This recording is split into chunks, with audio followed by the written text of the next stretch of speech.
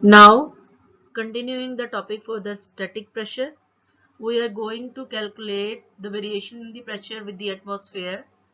That topic of static pressure is related to the subject mechanics 2 with the course code PHY 304. Now, Now here we are discussing about the variation of the pressure in the fluid, and it is divided into two parts. First is the variation of the pressure in a fluid at rest, and second is the variation of the pressure in the atmosphere. I am going to discuss first the variation at rest.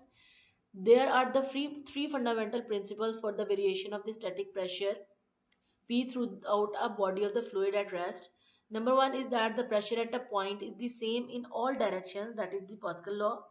The pressure is the same at all points on the same horizontal level, and the pressure increases with the depth Z according to the hydrostatic equation. Now first of all we will consider a fluid filled in a cylinder. We will divide this fluid into small discs and take such a disc of the fluid at the height y from the reference level. The thickness of the disc will be dy and the cross-sectional area is A as shown in the picture. The mass of the dm for here will be take dm is equal to rho A dy. Here the A dy is the volume of the disc. As the small disk as we have taken a small disk, so the mass will be dm, then the weight of the disk will be w is equal to dm into g.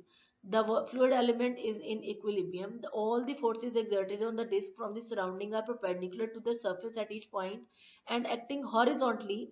These horizontal forces due to the pressure, and by symmetry pressure must be same at all the points within the horizontal plane, as you will be able to see in the next picture. The resultant force for this will be equal to 0 because there is no horizontal acceleration in the disk, as all the forces exerted in the horizontal direction balance each other and there is no acceleration. Now first of all the vertical equilibrium we are going the horizontal equilibrium is equal to 0. Now for the calculation of the vertical equilibrium of the disk, you can see in the picture here is a disk of a width dy which we have taken before. The forces are being exerted from the all directions. Now you can see the vertical forces on the disk are not only due to the pressure of the surrounding fluid but also due to the weight of the disk. Assume that the pressure is P on the lower surface and P plus dP is the pressure on the upper surface of the disk. Then the forces at the lower surface in the upward direction is PA, and from the upper side to the below side the force is P plus dP into A. The weight of the disc acts vertically downward, that is W as shown in the figure. Now we will apply the first condition of the vertical equilibrium. This will be shown in the next slide. I am going to explain you.